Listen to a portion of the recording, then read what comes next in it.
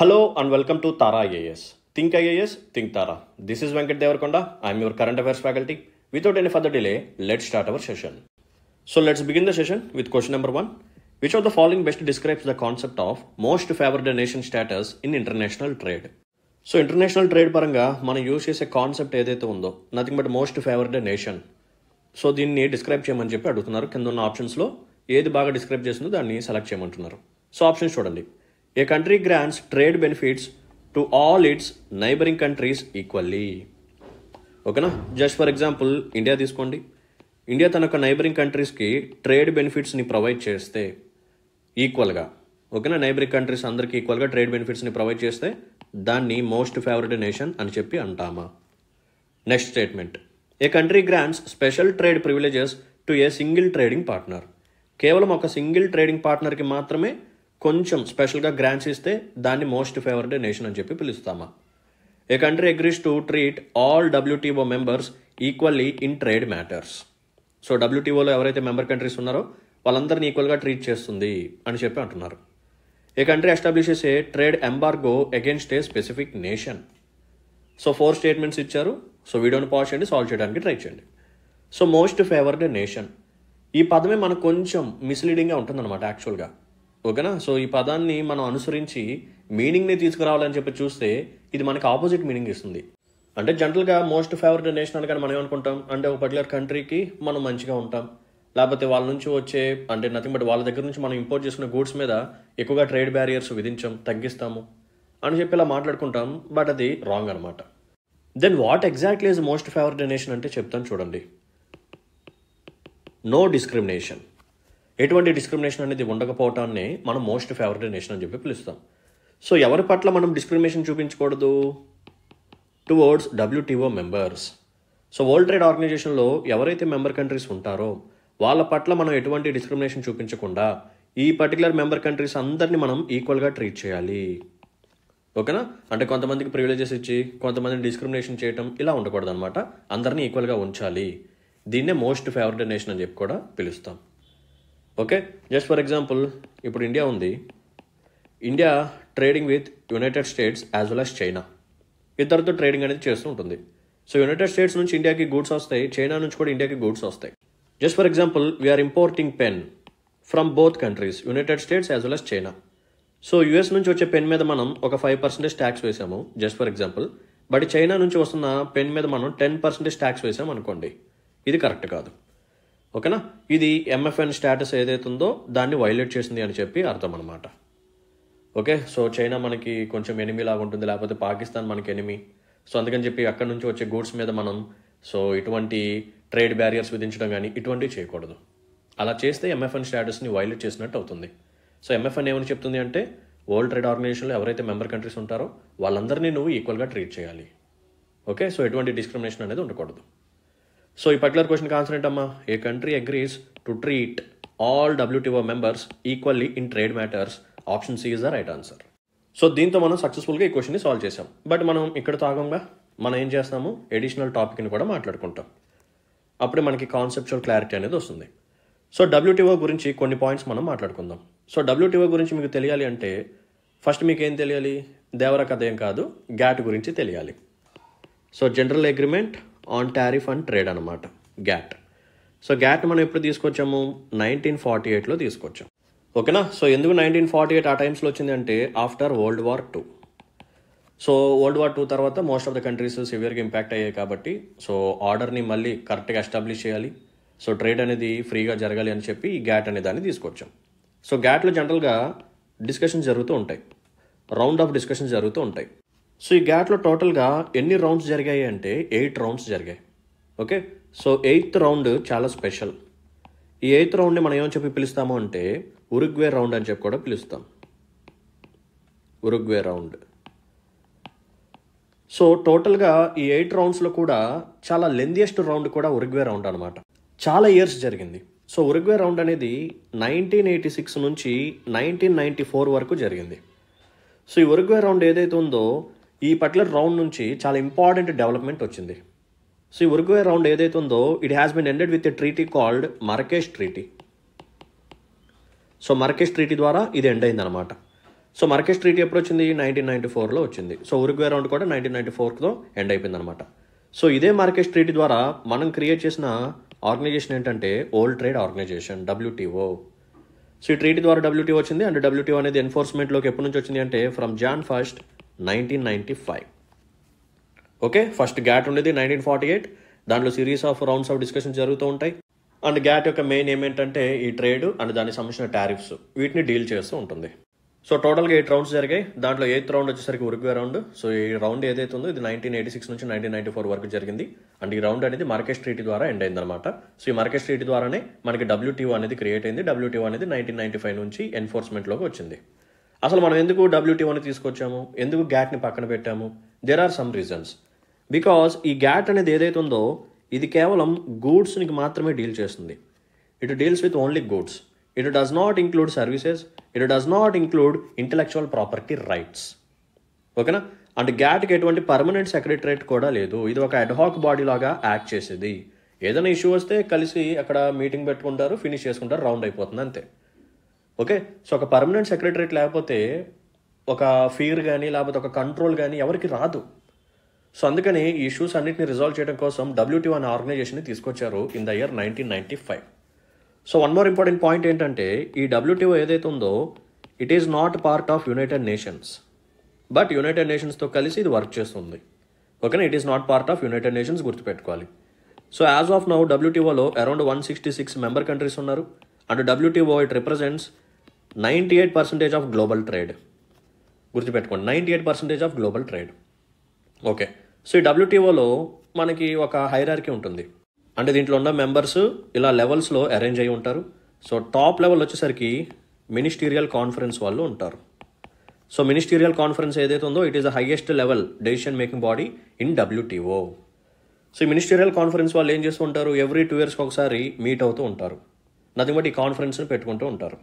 So అలా రీసెంట్గా ఈ ఇయర్లో 2024లో WTOకి సంబంధించిన మినిస్టీరియల్ కాన్ఫరెన్స్ అనేది ఎక్కడ జరిగింది అంటే అబుదాబిలో జరిగింది. ఓకేనా? రైట్. సో మన గ్యాట్ ఎందుకు పక్కన పెట్టాము? అది కేవలం గూడ్స్ని మాత్రమే డీల్ చేస్తుంది అండ్ సర్వీసెస్ గురించి డీల్ చేయట్లేదు, ఇంటెలెక్చువల్ ప్రాపర్టీ రైట్స్ గురించి డీల్ చేయట్లేదు, అండ్ దానికి ఎటువంటి పర్మనెంట్ సెక్రటరేట్ అనేది లేదు. సో ఇష్యూస్ మొత్తాన్ని రిజాల్వ్ చేసి మన WTOని తీసుకొచ్చాం. సో WTO అనేది కాంప్రహెన్సివ్గా గూడ్స్ని యాజ్ వెల్ as సర్వీసెస్ని డీల్ చేస్తుంటుంది. దీంతోపాటు WTO అనేది ఇంటెలెక్చువల్ ప్రాపర్టీ రైట్స్ గురించి కూడా డీల్ చేస్తుంది అనమాట. Nothing but you heard a term called trips and it stands for trade related aspects of intellectual property rights అనమాట, ట్రిప్స్.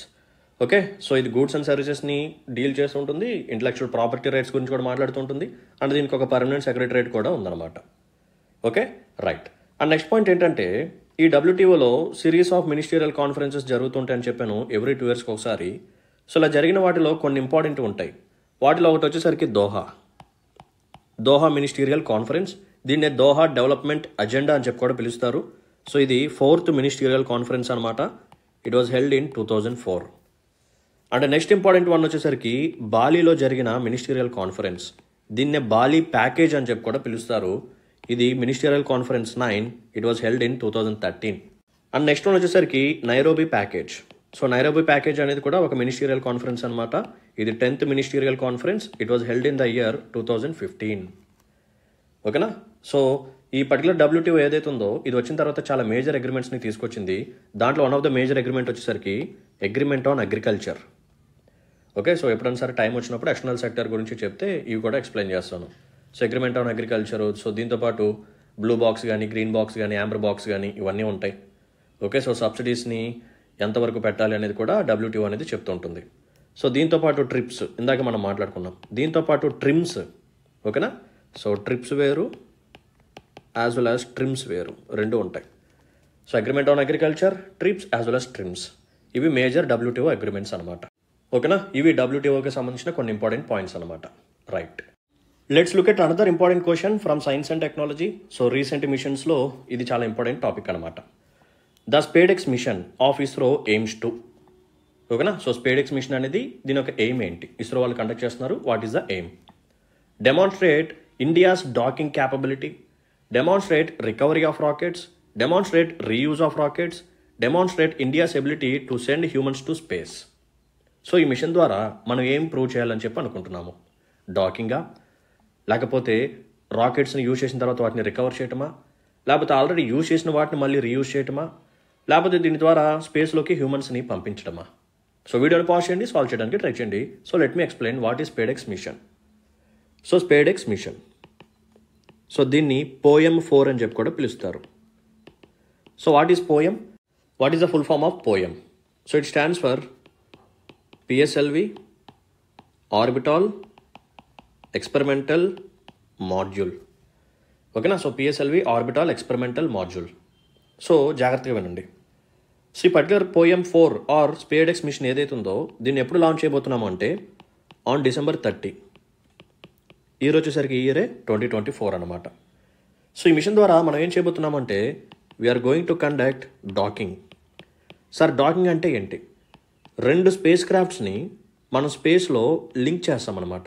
సో జనరల్గా ఇది ఒక స్పేస్ క్రాఫ్ట్, ఇది ఒక స్పేస్ క్రాఫ్ట్, ఇది దీని ఒక ఆర్బిట్లో వెళ్తుంటుంది, ఇది దీని ఒక ఆర్బిట్లో వెళ్తుంటుంది. సో ఈ టైం పీరియడ్లో మనం ఏం చేస్తామంటే ఈ 2 కలిసేలాగా అంటే ఇంటర్లింక్ అయ్యేలాగా దాన్ని మనం డాకింగ్ అంటాం. అంటే 2 ఆబ్జెక్ట్స్ని మనం కంబైన్ చేయడాన్ని డాకింగ్ అంటాం అనమాట. సో 2 వాటర్ పైప్స్ తీసుకోండి, ఒక వాటర్ పైప్లోకి ఇంకొక వాటర్ పైప్ని పంపిస్తాం కదా, సో అలా. ఓకే, సో ఈ పర్టికులర్ ఎక్స్పెరిమెంట్ని మనం కండక్ట్ చేయబోతున్నాము in space. Okay, so 2 space crafts మనం డాకింగ్ చేయబోతున్నాము. So what are those 2 space crafts? ఒకటి వచ్చేసరికి HDX-01, రెండవది XDX-02. సో HDX-01 ఏదైతే ఉందో ఇది చేజర్ అని చెప్పి పిలుస్తాం దీన్ని, అండ్ HDX-02 ఏదైతే ఉందో దీన్ని టార్గెట్ అని చెప్పి పిలుస్తాం.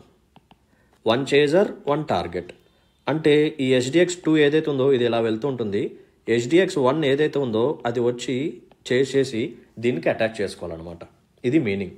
ఇవి కూడా గుర్తుపెట్టుకోండి, ఎందుకంటే ఇంటర్చేంజ్ చేసి అడిగే ఛాన్స్ ఉంది. HDX-1ని టార్గెట్ అని చెప్పి పిలవచ్చు, HDX-2ని చేజర్ అని చెప్పి కూడా పిలవచ్చు. ఓకేనా? రైట్. మరి ఈ మిషన్కి మనం యూజ్ చేసే వెహికల్ ఏంటి? అఫ్ కోర్స్ ఇందాక చెప్పాను కదా పేరులోనే ఉంది PSLV. సో PSLV లాంచ్ వెహికల్ని యూజ్ చేస్తాము. అండ్ సిరీస్ ప్రకారం చూస్తే ఇది PSLV C60 అనమాట. Okay, right. And another important point ఏంటంటే ఈ పర్టికులర్ శాటిలైట్స్ని మనం ఎక్కడ ప్లేస్ చేయబోతున్నాము? లో ఎర్త్ ఆర్బిట్లో ప్లేస్ చేయబోతున్నాం. లో ఎర్త్ ఆర్బిట్. సో ఎవరికన్నా సరే లో ఎర్త్ ఆర్బిట్ అంటే ఏంటి, మీడియం ఎర్త్ ఆర్బిట్ అంటే ఏంటి, జియోసింక్రనస్ ఆర్బిట్ అంటే ఏంటి, ఇవన్నీ తెలియకపోతే ఆల్రెడీ నేను ఒక డీటెయిల్డ్ వీడియో చేశాను. కంప్లీట్ ఆర్బిట్స్ మొత్తాన్ని నేను ఫినిష్ చేయడం జరిగింది. సో దయచేసి ఆ సెషన్ని చూడండి. చాలా అంటే చాలా కాంప్రహెన్సివ్గా చెప్పాను, మీకు తెలియని పాయింట్స్ చాలా ఉంటాయి. ఈవెన్ లెగ్రేంజ్ పాయింట్స్ కూడా నేను అక్కడ చెప్పడం జరిగింది. ఓకేనా? రైట్. సో ఇలా 2 శాటిలైట్స్ని ఆర్ 2 స్పేస్ క్రాఫ్ట్స్ మనం డాకింగ్ చేయడం ద్వారా మన వాళ్ళు ఏం చేయబోతున్నారు అంటే పవర్ని ట్రాన్స్ఫర్ చేయబోతున్నారు. జస్ట్ ఒక ఎక్స్పెరిమెంట్ పర్పస్ కోసం అనమాట. సో ఈ పర్టికులర్ మిషన్ ద్వారా మనం ఏం తెలుసుకోబోతున్నాము, లేకపోతే ఈ మిషన్ యొక్క ఫ్యూచర్ అప్లికేషన్స్ ఏంటి అంటే మన ఫ్యూచర్లో హ్యూమన్స్ని పంపించాలని చెప్పి అనుకుంటున్నాం కదా స్పేస్లోకి. సో అలా పంపించేటప్పుడు వీళ్ళు ఒక స్పేస్ క్రాఫ్ట్లో ఉంటారు, అండ్ ఇంకొక స్పేస్ స్టేషన్ అనేది ఉంటుంది స్పేస్లో. అది ఇంటర్నేషనల్ స్పేస్ స్టేషన్ అవ్వచ్చు, లేదా అప్పటికల్లా మనది భారత్ అంతరిక్ష స్టేషన్ రెడీ అయినా సరే, what ever it might be. So ఈ స్పేస్ క్రాఫ్ట్ని ఆ స్పేస్ స్టేషన్తో మనం ఇంటర్లింక్ చేసి ఈ స్పేస్ క్రాఫ్ట్లో ఉన్న ఆస్ట్రోనాట్స్ని ఇందులోకి పంపించాలన్నమాట. ఓకే, సో పవర్ని మనం ట్రాన్స్ఫర్ చేయొచ్చు, లేకపోతే మనం ఏదైనా ఎక్విప్మెంట్ని కూడా ట్రాన్స్ఫర్ చేయొచ్చు, లేదా మన ఆస్ట్రోనాట్స్ని కూడా దీని నుంచి దాంట్లోకి ట్రాన్స్ఫర్ చేయొచ్చు బై యూజింగ్ డాకింగ్. సో దానికోసమే ఈ మిషన్ మనం కండక్ట్ చేస్తున్నాం అనమాట. So demonstrating the docking capability of ISRO. So ఇందాక లో ఎర్త్ ఆర్బిట్ అని చెప్పాను కదా. సో టు బి ప్రిసైజ్ మనం మాట్లాడుకుంటే ఆర్బిట్ వచ్చేసరికి 470 కిలోమీటర్స్, అండ్ ఈ పర్టికులర్ ప్రాజెక్ట్ యొక్క ఇంక్లినేషన్ యాంగిల్ అంటే ఈ శాటిలైట్స్ యొక్క ఇంక్లినేషన్ యాంగిల్ వచ్చేసరికి 55 degrees ఉంటుంది. సో యాక్చువల్గా ఈ మిషన్ అనేది ఎలా జరుగుతుంది అంటే PSLV ఉంది కదా. సో PSLVలో మనకి ఎన్ని స్టేజెస్ ఉంటాయి? 4 stages. 1, 2, 3, 4. Solid, liquid, solid, liquid. So ఈ ఫైనల్ 4th స్టేజ్ ఏదైతే ఉందో దాన్ని యూజ్ చేసి ఈ మిషన్ మనం కండక్ట్ చేస్తాం. యాక్చువల్గా ఫస్ట్ స్టేజ్ ఏమవుతుంది? బర్న్ అయిపోయి కింద మన అట్మాస్ఫియర్లోకి పడిపోతుంది, నథింగ్ బట్ ఓషన్లోకి పడిపోతుంది. నెక్స్ట్ 2nd స్టేజ్ కూడా ఓషన్లోకి పడిపోతుంది, 3rd స్టేజ్ కూడా ఓషన్లోకి పడిపోతుంది. ఈ 4th స్టేజ్ మాత్రం కొంచెం స్పేస్లోకి వెళ్తుంది. ఇప్పటి వరకు ఏంటంటే ఈ స్పేస్ స్టేషన్లోకి వెళ్ళిన ఈ 4th స్టేజ్ అనేది స్పేస్ డెబ్రిస్ లాగా మారిపోతుంది, జస్ట్ ఒక జంక్ లాగా మారిపోతుంది. బట్ ఇప్పుడు మనం ఏమనుకుంటున్నాము, ఈ 4th స్టేజ్ని అలా మనం స్పేస్లో వదిలేయకుండా దీని నుంచి కూడా మనం ఏదో ఒకటి ఎక్స్పెరిమెంట్ని కండక్ట్ చేస్తాము అని చెప్పి ఈ పోయం అనే సిరీస్ని మనం తీసుకొచ్చాం. సో ఇప్పటి వరకు ఈ పోయం సిరీస్లో 3 మిషన్స్ కంప్లీట్ అయ్యాయి. ఈ స్పేడెక్స్ మిషన్ ఏదైతే ఉందో ఇది 4th వన్ అనమాట. ఓకే, సో ఈ POEM 4 mission or SpaDeX mission ఏదైతే ఉందో దీంట్లో టోటల్గా మనం 24 పేలోడ్స్ని పంపిస్తాం. ఎన్ని? 24 పేలోడ్స్. మరి ఈ 24 పేలోడ్స్లో అన్నీ ఇస్రో వాళ్ళవా అంటే నో, కేవలం 14 పేలోడ్స్ మాత్రమే ఇస్రో వాళ్ళవి. అండ్ రిమైనింగ్ 10 పేలోడ్స్ ఏవైతే ఉన్నాయో they belongs to non government entities. అంటే కొన్ని స్టార్టప్స్ ఉంటాయి, కొన్ని అకాడమిషియన్స్ ఉంటారు. సో వాళ్ళు సెండ్ చేస్తున్నారన్నమాట ఒక 10. సో టోటల్గా 24ని ఈ పోయం 4 దాంట్లో మనం పంపిస్తున్నాం. ఇంతకుముందు జరిగిన పోయం 3 మిషన్ ఉంది కదా, దాంట్లో మనం టోటల్గా 8 పేలోడ్స్ని పంపించాము. ఈసారి 24 పేలోడ్స్ని మనం పంపించడం జరుగుతుంది. ఇక్కడ ఇంకొక ఇంపార్టెంట్ పాయింట్ ఏంటంటే, నేను ఇందాక ఏమని చెప్పాను, 2 స్పేస్ క్రాఫ్ట్స్ని మనం ఏం చేస్తాము, లాంచ్ చేసి వాటిని డాకింగ్ అనేది చేస్తాం స్పేస్లో. సో వీటిలోనే మనకి పేలోడ్స్ అనేవి ఉంటాయి. సో ఈ 2 శాటిలైట్స్ని ఎవరు తయారు చేశారంటే ఇస్రో వాళ్ళు కాదు. So it was built by Anant technologies. గుర్తుపెట్టుకోండి, Anant technologies it is a private company. So ఎప్పటి నుంచి ఇస్రో వాళ్ళతో క్లోజ్గా వర్క్ చేస్తుంటారు. సో అందుకని ఈసారి ఈ ప్రాజెక్ట్ అనేది వాళ్ళకి ఇచ్చారన్నమాట. సో ప్రైవేట్ కంపెనీ యొక్క నేమ్ కూడా గుర్తుపెట్టుకోండి, అడిగే ఛాన్సెస్ ఎక్కువగా ఉన్నాయి. సో ఈ పర్టికులర్ క్వశ్చన్కి ఆన్సర్ ఏంటో చెప్పండి అమ్మా. Option A. So it is going to demonstrate India's docking capability. That's it. Let's look at question number 3. ఇది ఎకానమీ పాయింట్ ఆఫ్ వ్యూలో ఇంపార్టెంట్ టాపిక్ అనమాట. So it is related to inflation topic. So జాగ్రత్తగా చూడండి. Which of the following best describes the difference between deflation as well as disinflation. So మనందరం చాలా keywords వింటూ ఉంటాం inflation అనగానే. ఇన్ఫ్లేషను, డీఫ్లేషను, రీఫ్లేషను, డిస్ఇన్ఫ్లేషన్, అవునా. మళ్ళీ ఇన్ఫ్లేషన్లో చాలా టైప్స్ ఉంటాయి. ఓకే, సో ఇవన్నీ కీవర్డ్స్ అనేవి చాలా ఇంపార్టెంట్ ఈ పర్టికులర్ చాప్టర్లో. సో ఇక్కడ వాళ్ళు ఏమడుగుతున్నారు అంటే డీఫ్లేషన్కి డిస్ఇన్ఫ్లేషన్కి మధ్య తేడా అడుగుతున్నారు. సో ఈ టాపిక్ని నేను ఒక గ్రాఫ్తో రిప్రజెంట్ చేస్తాను. సో జాగ్రత్తగా చూడండి. జస్ట్ ఫర్ ఎగ్జాంపుల్ ఇది 100 రూపీస్ అని చెప్పి తీసుకుందాం. అంటే ఒక పర్టికులర్ ప్రోడక్ట్ యొక్క నార్మల్ ప్రైస్ వచ్చేసరికి 100 రూపీస్ అనుకుందాం. Because of some other issues ఇది 101కి వెళ్ళింది, తర్వాత 102, తర్వాత 103, ఆ తర్వాత 104, ఆ తర్వాత 105. ఓకేనా. సో 105కి వెళ్ళింది. సో ఎంటైర్ జర్నీని మనం ఏమని చెప్పి పిలుస్తాము, ఇన్ఫ్లేషన్ అని చెప్పి కూడా పిలుస్తాం. సో ఇన్ఫ్లేషన్ వచ్చేసరికి ప్రజెంట్ ఎంత ఉంది, 5% ఉంది. తర్వాత ఏమైంది, ఇది 104కి తగ్గింది, తర్వాత 103కి తగ్గింది, తర్వాత 102, తర్వాత 101, మళ్ళీ నార్మల్ ప్రైస్కి వచ్చేసింది అనమాట. సో ఈ ఎంటైర్ జర్నీని మనం ఏమని చెప్పి పిలుస్తామంటే డిస్ఇన్ఫ్లేషన్ అని చెప్పి కూడా పిలుస్తాం. ఓకేనా. సో ఇక్కడ 105 దగ్గర 5% ఉంది, 104 దగ్గర ఎంత ఉంది ఇన్ఫ్లేషన్, 4% ఉంది, తర్వాత 3% ఉంది, తర్వాత 2% ఉంది, తర్వాత 1%, తర్వాత నార్మల్ ప్రైస్కి వచ్చేసింది. సో ఇక్కడ పాయింట్ ఏంటంటే ఇన్ఫ్లేషన్ అంటే ఏంటి, rise in the prices of goods and services. So మనం 1% ఉన్నా సరే ఇన్ఫ్లేషన్ అంటాము, 2% ఉన్నా సరే ఇన్ఫ్లేషన్ అంటాం, 3 ఉన్నా సరే, 4 ఉన్నా సరే, 5 ఉన్నా సరే, 10 ఉన్నా ఎంత ఉన్నా సరే ఇన్ఫ్లేషన్ అని చెప్పి పిలుస్తాం. సో పెరిగే ఇన్ఫ్లేషన్ ఒకవేళ తగ్గుతూ వెళ్తుంది అనుకోండి, నథింగ్ బట్ 10% ఉండాల్సిన ఇన్ఫ్లేషన్ అనేది 9%కి తగ్గింది అనుకోండి, ఇప్పుడు దీన్ని ఏమంటామంటే డిస్ఇన్ఫ్లేషన్ అంటాం. బట్ ఇక్కడ ఒకటి గుర్తుపెట్టుకోండి, 9% అనేది ఇన్ఫ్లేషనే, బట్ ప్రీవియస్గా ఉన్న 10%తో మనం కంపేర్ చేస్తున్నాం కాబట్టి ఆ పర్సంటేజ్ తగ్గింది కాబట్టి దీన్ని మనం డిస్ఇన్ఫ్లేషన్ అని చెప్పి పిలుస్తాం. సో దీన్ని బట్టి మనం ఏమంటామంటే డిస్ఇన్ఫ్లేషన్ అంటే it is nothing but reduction in the rate of inflation. So పెరిగే ఇన్ఫ్లేషన్ ఏదైతే ఉందో అది కానీ కొంచెం తగ్గింది అనుకోండి, దాన్ని మనం డిస్ఇన్ఫ్లేషన్ అని చెప్పి పిలుస్తాం. అప్పటి వరకు ఇన్ఫ్లేషన్ 10% అలా పెరుగుతూ వెళ్తుంది, బట్ ఒకసారి ఇన్ఫ్లేషన్ అనేది 9%, 8%, 7%కి తగ్గింది అనుకోండి. సో 7% అన్నా, 8% అన్నా, 9% అన్నా సరే ఎట్ ద ఫస్ట్ ఇన్స్టెన్స్ అది ఇన్ఫ్లేషనే, ప్రైజెస్ అనేది ఎక్కువ ఉన్నట్టే. బట్ ఇంతకుముందు ఉన్న ఇన్ఫ్లేషన్తో కంపేర్ చేస్తే కొంచెం తగ్గింది కాబట్టి, okay, so rate of inflation కొంచెం తగ్గింది కాబట్టి దీన్ని మనం డిస్ఇన్ఫ్లేషన్ అని చెప్పి పిలుస్తాము. ఓకేనా. సో నార్మల్ ప్రైజెస్కి వెళ్ళే జర్నీ ఏదైతే ఉందో we call it as disinflation. So we are done with disinflation. Next మనం చూడాల్సింది డీఫ్లేషన్. సో అది కూడా చెప్తాను చూడండి. ఒకవేళ 100 రూపీస్ ఉండాల్సిన ప్రోడక్ట్ 99కి పడిపోయింది, తర్వాత 98, తర్వాత 97, 96, 95. ఓకే, సో ఎంత పడిపోయింది, 5% పడిపోయింది, డ్రాప్ అనమాట. సో ఎంటైర్ జర్నీని మనం ఏమని చెప్పి పిలుస్తామంటే డీఫ్లేషన్ అనమాట. సో డీఫ్లేషన్ అంటే ఏంటి, reduction in the prices of goods and services. Prices పెరిగితే ఇన్ఫ్లేషన్, ప్రైజెస్ తగ్గితే డీఫ్లేషన్. ఒకవేళ పెరిగే ఇన్ఫ్లేషన్ అనేది తగ్గుతూ వస్తుంది అనుకోండి, దాన్ని డిస్ఇన్ఫ్లేషన్ అంటాం. ఓకే, సో 95కి పడిపోయింది. తర్వాత ఏమైందంటే RBI as well as government వీళ్ళందరూ పాలసీలో చేంజెస్ తీసుకొచ్చి మళ్ళీ ఎకానమీని రివైవ్ చేస్తున్నారు.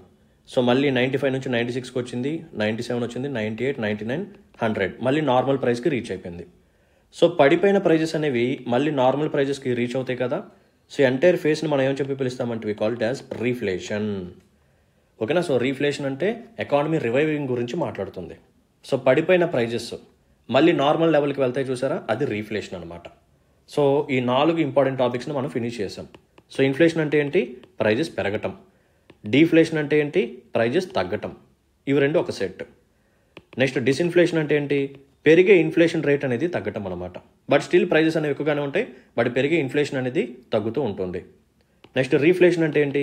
పడిపోయిన ప్రైజెస్ అనేవి మళ్ళీ రివైవ్ అవుతూ ఉంటాయి, ఎకానమీ అనేది రివైవ్ అవుతూ ఉంటుంది. సో ఇప్పుడు మన క్వశ్చన్ ఈజీగా సాల్వ్ చేసేచ్చు, పదండి. So deflation is a slowing of the rate of inflation. కరెక్టా? రాంగ్ కదా? బికాస్ రేట్ ఆఫ్ ఇన్ఫ్లేషన్ తగ్గితే లేకపోతే స్లో అయితే దాన్ని ఏమంటాము? డిస్ఇన్ఫ్లేషన్ అంటాం, డీఫ్లేషన్ అన్నాం. While disinflation is a decrease in the general price level అంటున్నారు, ఆపోజిట్లో ఇచ్చారు, ఇది ఇన్కరెక్ట్. నెక్స్ట్ స్టేట్మెంట్ చూడండి. Deflation is a decrease in the general price level while disinflation is a slowing of the rate of inflation. Yes, ఇది కరెక్టే. Deflation అంటే ఏంటి? Prices తగ్గటం. మరి డిస్ఇన్ఫ్లేషన్ అంటే ఏంటి? పెరిగే రేట్ ఆఫ్ ఇన్ఫ్లేషన్ ఏదైతే ఉందో అది స్లో అవటం అనమాట. So option B is the right answer for this particular question. Let's look at question number 4. ఇది మనకి ఎన్వైర్మెంట్ పర్స్పెక్టివ్లో ఇంపార్టెంట్ టాపిక్ అనమాట. Consider the following with reference to the activities funded by compensatory afforestation fund. So వర్డ్ని break down చేయండి. Compensatory అంటే compensation. దేనికి మీరు compensation provide చేస్తున్నారు? ఏదైనా ఒక తప్పు చేసినప్పుడు, అంటే ఒక చోట మనం ఏదైనా హార్మ్ చేస్తే దానికి కాంపెన్సేషన్కి ఇంకో చోట మనం మంచి చేస్తామన్నమాట. సో మనం ఇప్పటి వరకు డిఫారెస్టేషన్ చేసుకుంటూ వస్తున్నాము because of urbanisation, whatever it might be. So దానికి కాంపెన్సేషన్కి మనం ఏం చేయాలి? ఎఫారెస్టేషన్ చేయాలి. సో దీనికోసం వీ నీడ్ మనీ. సో అందుకని ఒక ఫండ్ని క్రియేట్ చేసాం, compensatory afforestation fund. So consider the following with reference to the activities funded by compensatory afforestation fund. So ఈ ఫండ్ ద్వారా ఏ యాక్టివిటీస్కి మనం అమౌంట్ అనేది ప్రొవైడ్ చేస్తూ ఉంటాము. సో ఆప్షన్ చూడండి. Wild life protection and conservation. So wild life ఏదైతే ఉందో దాని యొక్క ప్రొటెక్షన్ కోసం, కన్జర్వ్ చేయడం కోసం. Construction of roads through forest areas. Forest ఏరియాస్లో రోడ్స్ని కన్స్ట్రక్ట్ చేయడానికి ఈ ఫండ్లో నుంచి కూడా డబ్బులు తీస్తామంటున్నారు, ఆలోచించండి. Next monitoring and evaluation of afforestation projects. So afforestation projects ఏవైతే ఉన్నాయో వాటిని మానిటరింగ్ చేయడం కోసం, ఎవాల్యుయేషన్ చేయడం కోసం కూడా ఈ ఫండ్ని యూజ్ చేస్తామంటున్నారు. సో వీడియోని పాజ్ చేయండి, కరెక్ట్ స్టేట్మెంట్స్ని ఐడెంటిఫై చేయడానికి ట్రై చేయండి. So there is an act called compensatory afforestation fund act 2016. 2016లో ఈ యాక్ట్ని తీసుకొచ్చాం. సో యాక్ట్ ద్వారా మనం ఏం చేసామంటే 2 ఫండ్స్ని క్రియేట్ చేసాం. What are those 2 funds? National compensatory afforestation fund. ఓకేనా? నేషనల్ కాంపెన్సేటరీ ఎఫారెస్టేషన్ ఫండ్ అనమాట. సో ఈ పర్టికులర్ ఫండ్ని దేనికి లింక్ చేశారు అంటే పబ్లిక్ అకౌంట్ ఆఫ్ ఇండియాకి లింక్ చేశారు. ఇది ఫస్ట్ ఫండ్, ఇది నేషనల్ లెవెల్లో ఉంటుంది. And respect to state governments దగ్గర కూడా ఒక ఫండ్ ఉంటుంది, దాన్ని మనం స్టేట్ కాంపెన్సేటరీ ఎఫారెస్టేషన్ ఫండ్. మరి దీన్ని దేనికి లింక్ చేస్తాము? పబ్లిక్ అకౌంట్ ఆఫ్ స్టేట్కి లింక్ చేయడం అనేది జరుగుతుంది. సో ఈ పర్టికులర్ ఫండ్స్లో ఉన్న అమౌంట్ని మనం తీసుకొచ్చి కొన్ని యాక్టివిటీస్కి ఖర్చు పెడుతూ ఉంటాం. సో ఏంటా యాక్టివిటీస్ అంటే first one catchment area. So catchment areas ఏవైతే ఉన్నాయో వాటి యొక్క ట్రీట్మెంట్ కోసం ఈ ఫండ్లో ఉన్న అమౌంట్ని మనం ఖర్చు పెడతాం. Next one forest management. ఆ తర్వాత wildlife protection as well as wildlife conservation. Wildlife protection as well as conservation. దీంతోపాటు relocation of villages from protected areas. So కొన్ని విలేజెస్ వచ్చేసరికి మనకి ప్రొటెక్టెడ్ ఏరియాస్లో ఉంటాయి. అఫ్ కోర్స్ విలేజెస్ ఉన్న ఏరియాస్లో మనం ప్రొటెక్టెడ్ ఏరియాని డిక్లేర్ చేసామనుకోండి, వాళ్ళు ఏం చేయాలి? వేరే చోట rehabilitation as well as resettlement ఫెసిలిటీస్ని వాళ్ళకి ప్రొవైడ్ చేయాలి. మరి అదంతా చేయాలంటే కొంచెం అమౌంట్ కావాలి కాబట్టి ఇలా ఏదైనా ఒక గ్రూప్ ఆఫ్ విలేజెస్ని మనం రీలొకేషన్ చేసేటప్పుడు దానికి కావాల్సిన అమౌంట్ అనేది ఈ ఫండ్స్లో నుంచి మనం తీసుకోవచ్చు. Next one, we have to prevent or we have to manage human as well as wildlife conflict. So దీన్ని కూడా తగ్గించాలన్నమాట. ఆ తర్వాత training as well as awareness generation. Training as well as awareness generation. And afforestation projects ఏవైతే ఉన్నాయో వీటి యొక్క monitoring purpose కోసం, వీటి యొక్క ఎవాల్యుయేషన్ పర్పస్ కోసం కూడా మన ఈ ఫండ్స్లో ఉన్న అమౌంట్ని అలొకేట్ చేసుకోవచ్చు. ఓకేనా? So these are the activities that are allowed under this particular act. So ఇప్పుడు క్వశ్చన్ని సాల్వ్ చేయండి. Wildlife protection and conservation ఉందా? ఎస్ ఉంది. Construction of roads through forest areas లేదు. Monitoring and evaluation of afforestation projects yes ఉంది. So correct statements అడిగారు, only 2 కాబట్టి option B only 2 is the right answer. Let's look at the last question of the day. Economy point of వ్యూలో చాలా important topic ఇది. So రీసెంట్గా 55th GST council meeting అనేది జరిగింది. So ఆ నేపథ్యంలో ఈ క్వశ్చన్ మనం పికప్ చేసుకుందాం. So consider the following with reference to the authorities who are part of GST council. So GST కౌన్సిల్లో ఎవరెవరు ఉంటారు? Nothing but they are asking the composition of GST council. నేను ఆల్రెడీ ప్రీవియస్ సెషన్లో GST council గురించి చాలా డీటెయిల్డ్గా చెప్పాను. ఓకేనా? ఇదే సారథి సిరీస్లో ఇంతకుముందు GST కౌన్సిల్ గురించి నేను మొత్తం ఎక్స్ప్లెయిన్ చేశాను. ఆర్టికల్ 279A ఉన్న సబ్ క్లాసెస్ మొత్తం నేను ఎక్స్ప్లెయిన్ చేయడం జరిగింది. సో దాంట్లో ఒక సబ్ క్లాస్లోని ఈ కాంపోజిషన్ గురించి మాట్లాడతారు. సో ఆప్షన్ చూడండి. Union finance minister, state finance minister, state chief secretaries, union minister of state for finance. Identify the correct statements. So let me explain some important points. So GST council. So GST council యొక్క article వచ్చేసరికి article 279A. దీంట్లో చాలా sub classes ఉంటాయి. So 279A class 1, class 2, class 3 etcetera అని చెప్పి. So దీంట్లో 279A class 1 దేని గురించి మాట్లాడుతుంది అంటే president has to appoint the council, అది కూడా within 60 days from the commencement of article 279A. So మనం 101 కాన్స్టిట్యూషన్ అమెండ్మెంట్ యాక్ట్ ద్వారా ఈ జిఎస్టీ కౌన్సిల్ని తీసుకొచ్చాము, అది కూడా ఆర్టికల్ 279A ద్వారా. సో ఆర్టికల్ 279Aని మనం 101 కాన్స్టిట్యూషన్ అమెండ్మెంట్ యాక్ట్ ద్వారా ఇన్సర్ట్ చేశాం. సో ఆర్టికల్ 279A అనేది ఎప్పుడైతే అమల్లోకి వస్తుందో సో ఆ టైం పీరియడ్ నుంచి వితిన్ 60 days లోపు జిఎస్టీ కౌన్సిల్ని అపాయింట్ చేయాలి. అది కూడా ఎవరు అపాయింట్ చేయాలి? ప్రెసిడెంట్ అనమాట. ఓకేనా, రైట్. నెక్స్ట్ వన్ వచ్చేసరికి article 279A class 2. Okay, so article 279A class 2 దేని గురించి మాట్లాడుతుంది అంటే talks about the composition of GST council. So composition చెప్తాను చూడండి. ఫస్ట్ పర్సన్ వచ్చేసరికి union finance minister. Of course he or she is the chairman అనమాట. So union finance minister ఎవరైతే ఉన్నారో సో వాళ్ళే చైర్మన్గా యాక్ట్ చేస్తుంటారు జిఎస్టీ కౌన్సిల్కి. అండ్ సెకండ్ పర్సన్ వచ్చేసరికి union minister of state. In జనరల్గా ఫినాన్స్కి సంబంధించిన వాళ్ళు ఉంటారు. So union minister of state from finance. And next part వచ్చేసరికి స్టేట్కి సంబంధించిన మినిస్టర్స్. ఓకేనా, సో స్టేట్కి సంబంధించిన మినిస్టర్స్ కూడా దీంట్లో భాగమే అనమాట. సో స్టేట్కి సంబంధించిన మినిస్టర్స్ ఎవరైతే ఉన్నారో వీళ్ళు ఇన్ జనరల్గా ఫినాన్స్ మినిస్టర్స్ వస్తారు. ఇప్పుడు మన స్టేట్కి సంబంధించిన ఫినాన్స్ మినిస్టర్, ఏపీకి సంబంధించిన ఫినాన్స్ మినిస్టర్, తెలంగాణకి సంబంధించిన ఫినాన్స్ మినిస్టర్ వాళ్ళు వెళ్తారన్నమాట జిఎస్టీ కౌన్సిల్కి. బట్ ఖచ్చితంగా ఫినాన్స్ మినిస్టర్స్ మాత్రమే ఉండాలంటే నో, వేరే మినిస్టర్ కూడా వెళ్ళొచ్చు ఒక స్టేట్ తరపున. అలా తెలంగాణ సైడ్ నుంచి వేరే మినిస్టర్స్ కూడా చాలామంది వెళ్ళారు apart from finance minister. So ఇది గుర్తుపెట్టుకోండి, కేవలం ఫినాన్స్ మినిస్టర్ మాత్రమే స్టేట్ నుంచి వెళ్ళాలి అని చెప్పి రూల్ ఏం లేదు. బట్ ఇన్ జనరల్గా ఇది ఫినాన్స్ రిలేటెడ్ టాపిక్ కాబట్టి సో వాళ్ళకి అవగాహన ఉంటుందని చెప్పి వీళ్ళు మాత్రమే వెళ్తారు. సో ఇది కాంపోజిషన్ అనమాట. సో చైర్మన్ వచ్చేసరికి ఫినాన్స్ మినిస్టర్, మరి వైస్ చైర్మన్ ఎవరు ఉంటారు అంటే ఈ స్టేట్కి సంబంధించిన మినిస్టర్స్లో ఒకళ్ళు ఎన్నుకోవడం అనేది జరుగుతుంది రొటేషనల్ బేసిస్లో. ఓకే, అండ్ కోరం వచ్చేసరికి 50%. అండ్ నెక్స్ట్ వన్ రెజల్యూషన్ ఏదైనా పాస్ అవ్వాలి అంటే 75% ఓటింగ్ మెజారిటీ రావాలి. నథింగ్ బట్ 3/4 మెజారిటీతోనే ఏదైనా ఒక రెజల్యూషన్ అనేది పాస్ అవుతుంది. సో రీసెంట్గా ఈ పాప్కార్న్ మీద వేసిన ట్యాక్స్ అనేది చాలా హైలైట్ అయిపోయింది, తెలుసు కదా. సో క్యారమెల్ పాప్కార్న్ మీద 18% జిఎస్టీని లెవీ చేశారు. అండ్ నార్మల్ పాప్కార్న్ ఏదైతే ఉందో అది నామ్కిన్ దాని కిందకి వస్తుంది. సో క్యారమెల్ పాప్కార్న్ అనేది నామ్కిన్ కేటగిరీలోకి రాదు అని చెప్పి ఒక కాంట్రవర్సీ అనేది జరిగింది. ఆవిడ కూడా నథింగ్ బట్ ఫినాన్స్ మినిస్టర్ గారు కూడా వచ్చి ఎక్స్ప్లెనేషన్ ఇచ్చారు. సో దయచేసి ఏమీ తెలియకుండా మీడియా వాళ్ళు కాంట్రవర్సీలు చేయమాకండి. సో ఎప్పుడైతే ఒక పాప్కార్న్లో మనం క్యారమెల్ యాడ్ చేస్తామో అప్పుడు అది నామ్కిన్ అని చెప్పి మనం పిలవము. ఓకేనా, అది షుగర్ కాన్ఫెక్షనరీ కిందకి వచ్చేస్తుంది. సో షుగర్ కాన్ఫెక్షనరీస్ అనేవి 18% జిఎస్టీ కింద ఉంటాయి. సో దానికి మెయిన్ చేయడానికి ఏమి లేదు అని చెప్పి ఆవిడ ఎక్స్ప్లెనేషన్ ఇచ్చారు. ఓకేనా, సో 3 పాయింట్స్ చెప్తాను చూడండి. నార్మల్ పాప్కార్న్, దీంట్లో సాల్ట్ కానీ లేకపోతే స్పైసెస్ కానీ యాడ్ చేశారు అనుకోండి, అప్పుడు దీన్ని నామ్కిన్ అని చెప్పి కూడా పిలుస్తారు. సో ఇదే పాప్కార్న్ని ఎటువంటి ప్రీ ప్యాకింగ్ లేకుండా, ఎటువంటి లేబులింగ్ లేకుండా ఓకేనా లూజ్లో అమ్మితే దాని మీద 5% జిఎస్టీ ఉంటుంది. Point number 1. ఒకవేళ ఇదే పాప్కార్న్ని ప్యాకింగ్ చేసి ఒక కంపెనీ వాళ్ళు లేబులింగ్ చేసి అమ్మారనుకోండి, అప్పుడు దాని మీద 12% జిఎస్టీ ఉంటుంది. ఒకవేళ ఇదే పాప్కార్న్ మీద మనం ఏం చేస్తాము, క్యారమెల్ ఫ్లేవర్ని యాడ్ చేస్తాం, నథింగ్ బట్ షుగర్ అనేది యాడ్ అవుతుంది. సో ఓకేనా, సో పాప్కార్న్ని క్యారమెల్ ఫ్లేవర్లోకి కన్వర్ట్ చేస్తే అది షుగర్ అనేది యాడ్ అవుతుంది. సో అది షుగర్ కాన్ఫెక్షనరీ కిందకు వస్తుంది. సో అప్పుడు దాని మీద 18% జిఎస్టీని లెవీ చేస్తారు. ఇది కథ. ఓకేనా, right. So already GST council గురించి నేను మొత్తం ఎక్స్ప్లెయిన్ చేశాను ప్రీవియస్ సెషన్స్లో. Again I'm not going to repeat again and again. So కొన్ని ఇంపార్టెంట్ పాయింట్స్ నేను ఇక్కడ కవర్ చేశాను కదా. సో 50% కోరం ఉండాలి. ఏదైనా రిజల్యూషన్ పాస్ అవ్వాలి అంటే 75% ఆర్ 3/4 అనమాట. అండ్ ఓటింగ్ షేర్ కానీ మనం గమనిస్తే సెంట్రల్ గవర్నమెంట్ యొక్క ఓటింగ్ షేర్ వచ్చేసరికి 1/3 ఉంటుంది. అండ్ రిమైనింగ్ స్టేట్ గవర్నమెంట్స్ యొక్క ఓటింగ్ షేర్ వచ్చేసరికి 2/3 ఉంటుంది అనమాట. సో ఖచ్చితంగా ఇద్దరు జాయింట్గా వర్క్ చేస్తేనే ఏదైనా ఒక రెజల్యూషన్ పాస్ అవుతుంది, లేకపోతే అవ్వదు. బికాజ్ మనకి ఎంత కావాలి, 3/4 కావాలి. సో స్టేట్ గవర్నమెంట్స్ అందరూ కలిసికట్టుగా ఒక మాట మీద వెళ్ళినా సరే 3/4 సరిపోదు, లేదు ఓన్లీ సెంట్రల్ గవర్నమెంట్ వెళ్ళినా సరే 3/4 సరిపోదు. సో అందుకని మనకి ఇక్కడ ఫెడరలిజం అనేది ప్రమోట్ అవుతుంది, ఫిజికల్ ఫెడరలిజం అనేది ప్రమోట్ అవుతుంది. ఓకే, సో ఇప్పుడు మనం క్వశ్చన్ సాల్వ్ చేద్దాం పదండి. సో జిఎస్టీ కౌన్సిల్లో యూనియన్ ఫినాన్స్ మినిస్టర్ ఉంటారా ఉండరా? ఆఫ్ కోర్స్ వాళ్ళే చైర్మన్ కాబట్టి ఉంటారు. నెక్స్ట్ వన్, స్టేట్కి సంబంధించిన ఫినాన్స్ మినిస్టర్స్ ఎస్ ఉంటారు. చీఫ్ సెక్రటరీస్ ఎక్కడన్నా మనకి కనిపించారా, వినిపించారా? లేదు. And union minister of state for finance yes. So ఈ 3 పార్ట్స్ ఉంటాయి జిఎస్టీ కౌన్సిల్లో. So 1, 2, 4. So correct statements identify చేయమన్నారు. So option C only 3 as the right answer. So దీంతో మనం సక్సెస్ఫుల్గా ఈ రోజు సారథి సెషన్ ఫినిష్ చేసుకున్నాము. I hope you like the session. చాలా కాంప్రహెన్సివ్గా డీటెయిల్డ్ ఎక్స్ప్లెనేషన్ అనేది నేను మీకు ప్రొవైడ్ చేశాను.